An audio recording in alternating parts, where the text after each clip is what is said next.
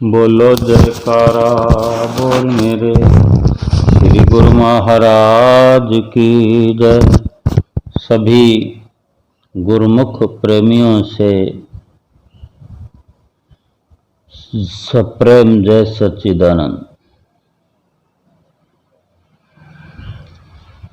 जो कर्म हम करते हैं, जिस तरह आज हमारी दिनचर्या है, इस वक्त चल रही है, वर्तमान में, इस वक्त, इस पल, इस घड़ी, इस घंटे, इस आधे घंटे में, इस मिनट में जो हमारी विचारधारा है, यानी हम अभी क्या सोच रहे हैं, हमारी चित्तवृत्तियों में क्या चल रहा है, हमारी चित्तवृत्तियां कहाँ लगी हुई है। कोई मेहमान आया हुआ है, या हम कहीं मेहमान बने हुए हैं, या यूं ही अपने घर में किसी कार्य को करते हुए किसी की याद में मुब्तिला हैं, किसी की याद बसी हुई है, उसको हम लगातार याद किए जा रहे हैं, या कहीं मंदिर द्वारे जाने का विचार कर रहे हैं, या इस वक्त हम मंदिर द्वारे में बैठे हैं, या अपने घर के मंदिर में बैठे हुए हैं, या श्री आनंदपुर प्रयाग धाम में जाने की सोच रहे हैं, या जाकर आए हैं थोड़ा समय पहले, वो याद बार बार हमें आ रही है। यानी एक हमारे पास ऐसा कैमरा है जो हम जहां भी जाते हैं, वो जाने अनजाने वहां से फोटो खींच कर लाते हैं। चाहे हम ना भी चाहें, ऐसा सोचना हमारे लिए ना हो कि हम ये जो देख रहे हैं यहाँ, ये सब हम अपने अंदर बसा के ले जाएंगे, ऐसा ना भी सोचा हो, विचार ना भी किया हो, लेकिन हम जहाँ भी जाएंगे, अपने घर पहुँचेंगे, तो वो जिस तरह से बारीकी से जैसी हमारी सोच है, वहाँ से जैसा लगाव है। अभी श्री आनंदपुर में जाते हैं, कोई प्रेमी जाता है, कोई संगत जाती है, तो 1, 2, 4, 5 नए जुड़ जाते हैं, या कोई पुराने ऐसे हैं जो वो हमेशा जाते हैं, हर साल जाते हैं, साल में 2 बार जाते हैं, 3 बार जाते हैं। तो क्या उनके साथ कभी बातचीत करने में भी ऐसा होता है कि वो गुरुमुख प्रेमी कहते हैं कि हम विसाखी पर अवश्य जाते हैं, हमारा नित्य नियम है, ये 20 साल से 30 साल से चला आ रहा है। कोई बताता है कि 10 साल से ये नियम आ रहा है कि हम वैसाखी का त्यौहार श्री आनंदपुर में मनाते हैं, 4 या 5 दिन रहकर। तो जो उसकी विचारधारा है, उसका क्या मकसद है आनंदपुर आने का, उसको कितना प्यार है श्री गुरु महाराज जी से। एक प्रेमी ने बताया कि हम हर साल प्रयाग धाम आते हैं, क्योंकि हमें शिरडी जाना होता है और प्रयाग धाम भी आते हैं, फिर प्रयाग धाम दर्शन करके फिर शिरडी होते हुए घर चले जाते हैं।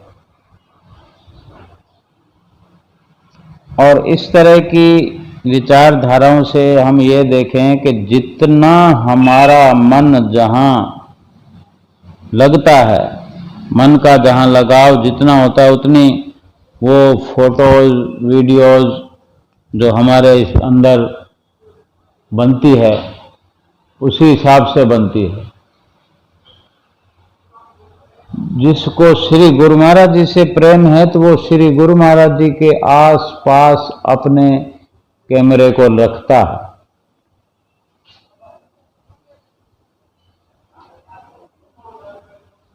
इस तरह से सोचता है कि मेरे श्री गुरु महाराज जी ऐसे लग रहे थे, मेरे श्री गुरु महाराज जी ये वचन फरमा रहे थे, मेरे श्री गुरु महाराज जी मेरे सखा हैं, मित्र हैं। इस तरह की विचारधारा रखते हैं, और फिर ये विचारधाराएं ही अपने अंदर वो वीडियो के रूप में, फोटोज के रूप में बढ़ती रहती है, और लिखाई भी होती रहती है। हम चाहे कितनी बड़ी डायरी ग्रंथ बना लें एक अपने अंदर अपने विचारों का, तो ये अंदर जैसे जैसे जैसे बढ़ता रहता है, स्टोर होता रहता है। जब हम खाली बैठे हों कभी भी हों तो ये बड़े अच्छे तरीके से हमारी चित्तवृत्तियों में रमा रहता है। तो फिर यही संस्कार बनते हैं, यही कर्म बनते हैं। अगर आज की कार्रवाई हमारी ऐसी है, हम केवल आनंदपुर का विचार कर रहे हैं, आनंदपुर में विराजमान श्री गुरु महाराज जी का ख्याल कर रहे हैं, उनका ध्यान कर रहे हैं, श्री आरती पूजा का ख्याल ही नहीं बल्कि आरती पूजा कर रहे हैं। अपने घर में बैठकर भी आरती पूजा करते हुए कितनी बार ख्याल आ जाता है कि जैसे मैं आनंदपुर में खड़ा हुआ हूँ आरती पूजा कर रहा हूँ, प्रयागधाम में खड़ा हुआ हूँ आरती पूजा कर रहा हूँ। तो कितनी ये चेतनता है, यानी चैतन्य है हमारा मन, हमारा अंतःकरण, उसमें कितनी चेतना है जो सच्चाई की तरफ लगातार अग्रसर हो रहा है। हमारी चित्तवृत्तियां सच्चाई के साथ सच्चाई को लिए हुए और सच्चाई में रमी हुई है। और इसी तरह अगर संसार के अंदर हमारी चित्तवृत्तियां लगी हुई है, अभी हम किसी के बारे में सोच रहे हैं, किसी से बात कर रहे हैं, कोई हमारे घर आया हुआ है, हम किसी के घर गए हुए हैं या कहीं गली मोहल्ले में कहीं जा रहे हैं, रास्ते में कोई मिल जाता, बात कर रहे हैं, एक के बाद एक। अगर इस तरह की गतिविधियां हैं, भगवान से हम दूर हैं। तो फिर यही संस्कार बनेंगे, इसी तरह से फिर कर्म बनेंगे। और जो समय आगे हमें मिलने वाला अगला जन्म, कुछ इस जन्म बहुत बड़ी भगवान की लीला है। हम इंसान, हम जीव अल्प बुद्धि हैं, छोटी तुच्छ बुद्धि है, हम नहीं समझ पाते हैं। लेकिन जो पढ़ा सुना होता है सत्संग में कि जो हमारे प्रारब्ध कर्म होते हैं वही तो हमारे यहाँ पर आकर हमें उसके अनुसार मिलता है, दुख हो या सुख हो। हमने यहाँ पर कोई गुनाह नहीं किया, फिर भी दुख हो रहा है। लेकिन जो यहाँ गुनाह करेंगे फिर वो तो पक्का है कि आगे हमें दुख होगा, क्योंकि अभी गुनाह नहीं किया तो दुख मिल रहा है, पाप नहीं किया तो दुख मिल रहा है। तो वो पाप हम पीछे करके आए हैं, लेकिन हम वो दृश्य देख नहीं सकते। और आगे जो हमें दुख मिलेगा वो दृश्य भी हमें नजर नहीं आता, महसूस भी नहीं होता, तो हम अपनी मर्जी से किए चले जाते हैं। अगर सत्संग का ज्ञान जो है, सत्संग की जो समझ है, सूझबूझ है, वो हमारे अंदर रहती है कि हमने वो कार्य नहीं करना जिस कार्य का परिणाम दुख हो, दुख चाहे शरीर का हो या आत्मा का हो। शरीर में मुसीबतें, आज इतनी मुसीबतें हम झेल रहे हैं तो अच्छा थोड़ी लगता है। और आत्मा के लिए मुसीबत बन जाए कि ये मनुष्य शरीर ना मिलकर 84 लाख योनियां मिले, तो आत्मा उन 84 लाख योनियों में सुखी कैसे रह सकती है? जब मनुष्य जन्म में भी अगर कोई भगवान का नाम नहीं लेता है, सिमरन नहीं करता है, तो भी ये आत्मा दुख पाती है। क्योंकि आत्मा की खुराक तो परमात्मा का भजन है, सिमरन है। वो इंसान करता नहीं। अगर वो सिमरन हम करेंगे नहीं तो आत्मा तो कुरलाती रहेगी, दुख उठाती रहेगी, भूखी प्यासी तड़पती रहेगी। वो भगवान का नाम लेने से तृप्त होती है, ये उसकी खुराक है। भगवान के दर्शन करने से, भगवान की बातें करने से, सत्संग करने से आत्मा प्रफुल्लित होती है, खुश होती है। तो विचार यह है कि जो दुख हमें मिलते हैं वो हमारे ही कर्मों का फल होता है, जिसके कारण हम दुखी और सुखी होते हैं। ये बात अवश्य हमें हर वक्त याद रहनी चाहिए। पीछे जो कुछ हम करके आए हैं उसके बदले में जो कुछ मिल रहा है, ये ना ख्याल करते हुए वो भोगना है। लेकिन अभी जो करने का हमें मौका मिला है, मनुष्य जन्म का जो हमें गनीमत मौका मिला है, बड़े भागों से मिला है, मनुष्य जन्म मिलने का जो लाभ है वो यही है कि हम वो दुख भोगने के साथ साथ कर्म कर भी सकते हैं। अगर कोई हमारा भाई कहता है कि कल किसने देखा है, अगला जन्म किसने देखा है, खा पी लो, मौज उड़ा लो। अब चाहे किसी पर हमारी वजह से जुल्म हो रहा है, हम किसी पे जुल्म कर रहे हैं, हम उसका ध्यान भी नहीं कर रहे हैं, तो फिर वो दिन दूर नहीं है।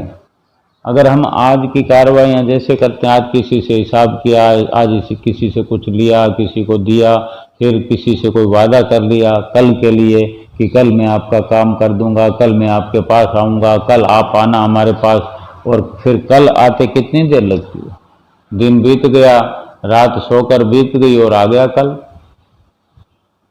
फिर हमने जिसको कहा कि मैं कल आऊँगा, अगर नहीं गए, प्रैक्टिकल नहीं किया, या किसी को बुलाना था वो आया और हम उसको नहीं मिले, हम कहीं इधर उधर हो गए। कोई लेन देन का किसी को वादा किया, हमने चुकता नहीं किया। जो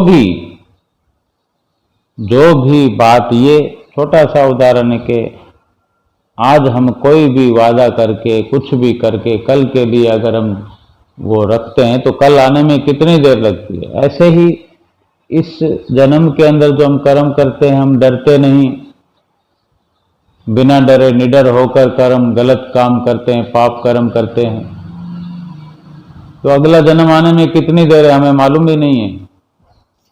आज और कल के बीच में जो कर्म किए हैं, कल को बीच में रख कर किए हैं, वो कल तो हमें पता है निश्चित तौर पर कि रात की बात है तो पता है कि रात गुजर जाएगी और कल आ जाएगा, सुबह हो जाएगी। और सुबह बात कर रहे हैं, कल के लिए कोई इशारा करते हैं तो 24 घंटे में तो कल आना ही आना है।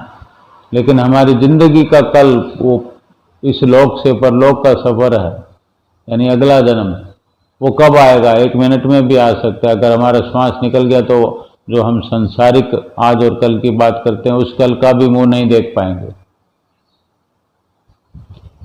यानी संतों महापुरुषों के नजरिए से जितना समय हमारे पास है, जितना समय है अभी, चाहे 1 श्वास है, 10 श्वास हैं, 1 साल की उम्र बाकी है, 10 साल की उम्र बाकी है, या सिर्फ 1 श्वास की उम्र बाकी है, अभी से इसी वक्त से नाम का सुमरन, भगवान के नाम का सुमरन जो हमें मिला हुआ है, श्री गुरु महाराज जी ने, श्री सतगुरुदेव महाराज जी ने हमें बख्शिश की हुई है, उसको जपने के लिए कोई मौके की तलाश नहीं करनी है, किसी वक्त को फिक्स नहीं करना है कि इसी वक्त ही करना है, सारा दिन लगे रहें, और जिस वक्त ज़्यादा से ज़्यादा कर सकते हैं उस वक्त को जरूर करना है। कोई कहते हैं कि 3 बजे हम करते हैं, हमें नींद आ जाती है। कोई कहता है कि हम बिना बोले करते हैं तो हमें नींद आ जाती है, बोल बोल के कर। जो भी सिमरन के तरीके बताए हुए हैं वो सब के सब करने हैं। जो पहला तरीका है उसी में हम लगे रहेंगे, जिंदगी उसी में बीत जाएगी। तो फिर वो जो तरक्की वाले रास्ते हैं, वो तरीके हैं, वो कब करेंगे? इन सब को अपनाते हुए अपने जीवन को सफल बनाना है। और जो भी हमारे आगे कर्मों की कहानी आती है, जो भी कर्मों की तस्वीर आती है, उसको खुशी खुशी कि ये मेरा ही कर्म है, जो भी दुख आया उसको अपना करके उससे निभाया, उसको भोगने में ठीक रहता है। एक भक्तियानी थी, गुरमुख, जो बहुत धार्मिक थी और उसने नाम भी लिया हुआ था, बहुत सिमरन करती थी, अपने गुरु महाराज जी का बहुत सिमरन करती थी, और किसी को गलत भी नहीं बोलती थी, ना किसी से गलत बोलना, ना किसी को कुछ कहना, सबसे प्रेम से मिलकर रहना। और उसकी जो ये आदत बन चुकी थी, वो समय पर सेवा करती थी, सुमरन करती थी, सब कुछ करती थी। एक दुख था उसे बहुत कि उसका जो पति था रोज किसी न किसी बात पर लड़ाई झगड़ा हो जाता था, वो लड़ाई झगड़ा करता था। उस आदमी ने उसे कई बार मार पिटाई भी करता था। कोई चोट वोट लग जाए, ऐसा भी समय आता था जब जहाँ रोजमर्रा का ये कार्य हो तो वहाँ अक्सर ऐसा होता रहता है। ये लगभग रोज का काम था। कि रोज कलेश रहता था। तो एक दिन उस महिला ने गुरु महाराज जी के चरणों में विनती की, स्वामी जी मेरे से कौन सी ऐसी भूल हुई है, मैं सत्संग में भी आती हूँ, सेवा में भी हिस्सा लेती हूँ, भजन सुमरन भी आपके हुक्म के अनुसार करती हूँ, फिर भी मेरे साथ इतना दुख क्यों है, मेरे घर में इतना कलेश क्यों है। और कलेश भी होता है, पिटाई भी हो जाती है। तो अब मैं क्या करूं? ये विनती जब की उसने तो श्री गुरु महाराज जी ने क्या कहा, पूछा कि तुझे तेरा पति रोटी देता है, रोटी का इंतजाम करता है? तो वो बहन जी भक्त्यानी कहती है जी हाँ देता है। गुरु महाराज जी ने कहा फिर ठीक है, कोई बात नहीं। तो उस भक्त्यानी ने सोचा अब शायद गुरु महाराज जी की दया हो जाएगी, मेहर हो जाएगी, अगर गुरु महाराज जी ने सुन लिया है सब कुछ तो अब उसको लड़ाई झगड़ा मारना पीटना छोड़ देगा। लेकिन ऐसा कुछ हुआ नहीं। अब उसकी आदत हो गई कि रोज अपनी घरवाली से झगड़ा करना था, तो वो अपनी आदत कैसे छोड़ेगा। कुछ साल और निकल गए। उसने फिर एक दिन गुरु महाराज जी से कहा मेरा आदमी मुझे मार पिटाई करता है, झगड़ा करता है, लड़ाई करता है, मेरा कसूर तो मुझे पता लगे कि मैंने ऐसा क्या किया है, ऐसा क्यों हो रहा। गुरु महाराज ने फिर कहा कि वो तुम्हें रोटी देता है? तो कहता हाँ जी देता है। तो गुरु महाराज ने कहा फिर ठीक है, जाओ अपने घर, रोटी तो देता है ना। तो वो भक्त्यानी बहुत निराश हुई कि महाराज जी ने, गुरु महाराज जी ने कहा ठीक है। तो वो घर तो आ गई, लेकिन उसके पति का स्वभाव कोई बदलने वाला थोड़ी था। वो तो इस इंतजार में थी कि कभी न कभी श्री गुरु महाराज जी की कृपा होगी, कुछ न कुछ राहत मिलेगी। तो वो भक्त्यानी बड़ी तंग हो गई, तंग आ गई। फिर कुछ साल गुजरे, फिर गुरु महाराज जी के पास गई, वो मुझे अभी भी परेशान करता है, मार कुटाई करता है, मेरा गुनाह मुझे समझ में नहीं आता कि मैंने क्या ऐसा किया जो ऐसे व्यक्ति से मेरी शादी हुई, और रोज़ का कलेश है, सेवा करती हूँ, सिमरन करती हूँ, फिर भी मुझे ज़िंदगी में दुख ही दुख मिल रहा है। तो श्री गुरु महाराज ने फिर कहा वो तुझे रोटी देता है? उसने कहा जी। महाराज जी ने कहा फिर ठीक है। फिर और फिर वही बात जब उसने बार बार सुनी तो वो भक्त्यानी जोर जोर से रोने लगी और बोली कि गुरु महाराज जी मुझे मेरा कसूर तो बताओ, मैंने कभी किसी के साथ बुरा किया नहीं, फिर मेरे साथ ऐसा क्यों हो रहा है। गुरु महाराज जी कुछ देर शांत रहे और फिर बोले तेरा जो पति है पिछले जन्म में तेरा बेटा था और तू थी उसकी सौतेली माँ। तू रोज उसको सुबह शाम मारती थी और उसको कई कई दिन तक भूखा रखती थी। जैसे 2 दिन भूखा रख दिया, कुछ खिलाया कुछ ना खिलाया।